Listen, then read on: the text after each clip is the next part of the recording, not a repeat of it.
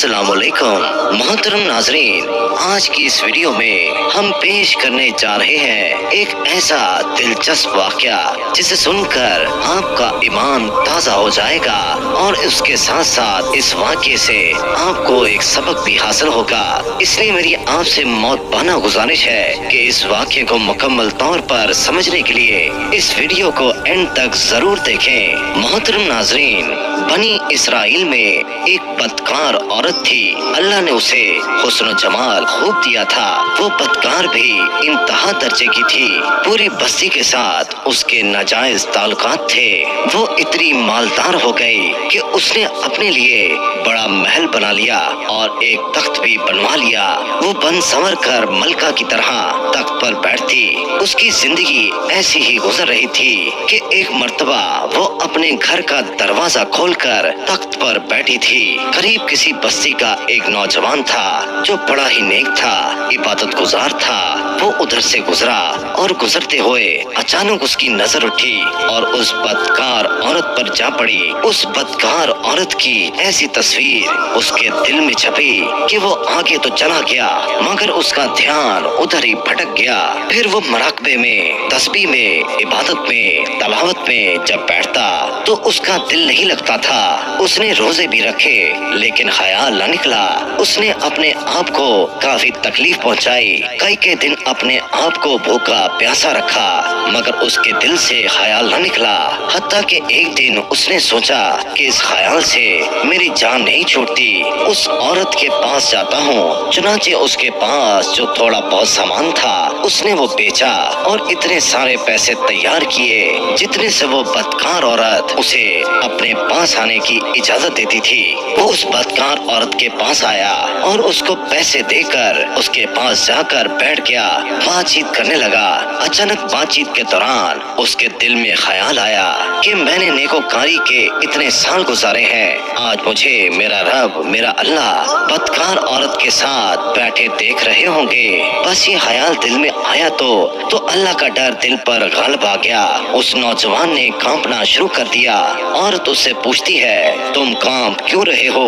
तुम्हारा चेहरा क्यों पीला हो गया है? उसने कहा, बस मेरी तबीयत ठीक नहीं। उसने कहा कि फिर तुम जिस मकसद के लिए आए हो वो मकसद पूरा करो और चले जाओ। उसने कहा, नहीं। वो बड़ी हैरान हो गई कि आज तक मैंने अपनी जिंदगी में कोई ऐसा मर्द नहीं देखा जो मेरे करीब इस तरह आ जाए और फिर बुराई किए बगैर यहाँ से वापस चला जाए। ये नौजवान कैसा है? मगर नौजवान ने कहा कि यहाँ से अब मैं जाता हूँ। उसने कहा कि तुम कौन हो, कहाँ से हो?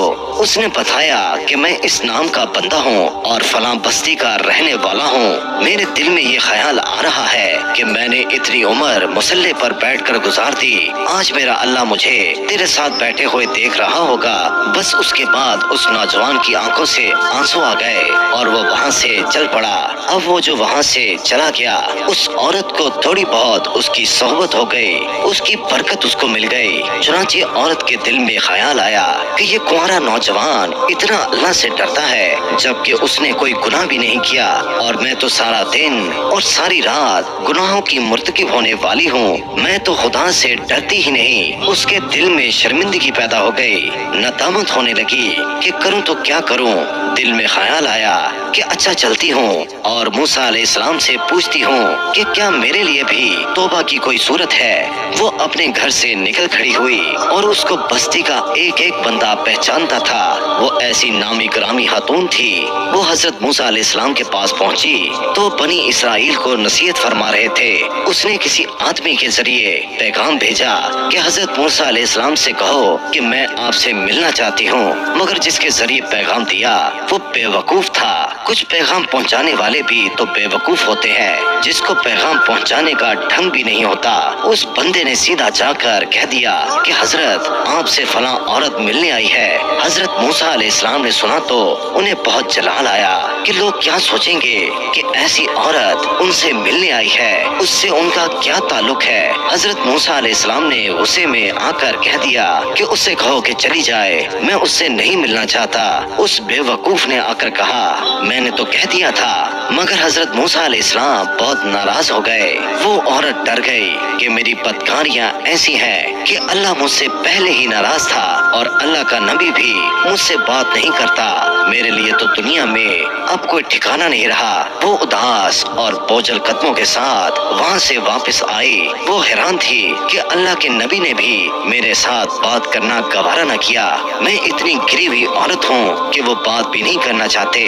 چنانچہ وہ گھر آئی اور اس نے گھر کی کنڈی لگائی۔ اس نے اپنے کسی بڑے سے سنا تھا کہ بندہ جب اپنے رب کو منانا چاہے تو اس کو چاہیے کہ وہ اس کے آگے سجدہ کرے۔ چنانچہ اسے کوئی اور طریقہ نہیں آتا تھا۔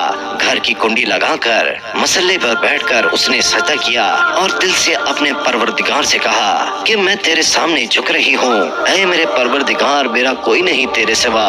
پھر اللہ کی شان دیکھیں، اس نے رات گزاری۔ اگلے دن اس کے دل میں خیال آیا کہ میں عورت ہوں، اکیلی مکان میں رہتی ہوں، ایک میری خاتمہ ہی تو ہے، اگر نیت کر بھی لوں تو جتنے لوگوں نے میرے ساتھ بدکاریاں کی ہیں وہ تو مجھے نہیں رہنے دیں گے، تو لہٰذا میں اس جگہ کو چھوڑ کر چلی جاؤں۔ تبھی اس نے فیصلہ کیا کہ یہاں سے چلی جاتی ہوں۔ اس نے سادہ سے کپڑے پہنے تاکہ لوگ اسے پہچان نہ سکے کہ یہ کون ہے۔ پھر اس نے سوچا کہ عورت ہوں، کہاں جاؤں گی؟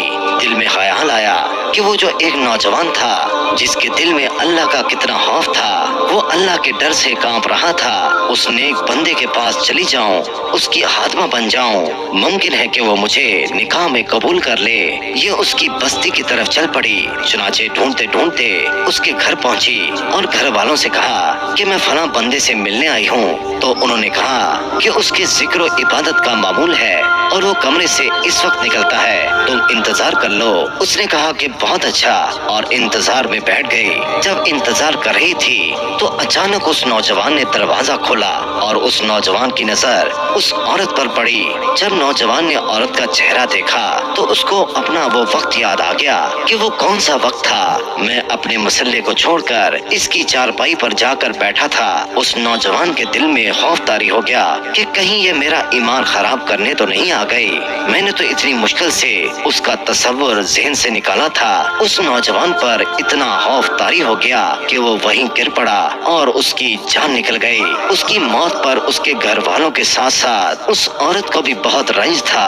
خیر 3 دن کے بعد اس عورت نے اس آدمی کے گھر والوں کو بتایا کہ میں تو اس نیت سے آئی تھی۔ انہوں نے کہا کہ وہ تو اب اس دنیا سے چلا گیا، اس کا ایک بھائی ہے، اگر تم مناسب سمجھو تو ہم اس سے پوچھ لیتے ہیں، اگر وہ تمہارے ساتھ نکاح کر لے تو تم اس کے ساتھ نکاح کر لو۔ اس نے کہا کہ ٹھیک ہے۔ جب بھائی سے پتہ کیا تو اس نے کہا ٹھیک ہے، اگر پہلے یہ ایسی عورت رہی ہے اور اب توبہ کی نیت کر چکی ہے تو میں اس کو اپنے نکاح میں قبول کر لوں گا، کیونکہ اللہ پاک معاف کرنے والا ہے۔ جب اللہ تعالیٰ معاف کر دیتا ہے تو انسان کیا چیز ہے۔ چنانچہ اس عورت کا اس کے بھائی کے ساتھ نکاح ہو گیا اور اس عورت کو اللہ تعالیٰ نے 7 بیٹے عطا فرمائے، اور وہ 7 بیٹے بنی اسرائیل کے اولیاء اللہ میں سے گزرے۔ ایسی بدکار عورت بھی اگر توبہ کرتی ہے تو اللہ تعالیٰ اسے 7 ولیوں کی ماں بنا دیتے ہیں۔ واقعی ہمارا رب کتنا کریم اور رحیم ہے۔ اللہ تعالیٰ ہم سب کو ہمارے گناہوں پر شرمندہ ہونے کی اور اس پر معافی مانگنے کی توفیق عطا فرمائے۔ آمین ثم آمین۔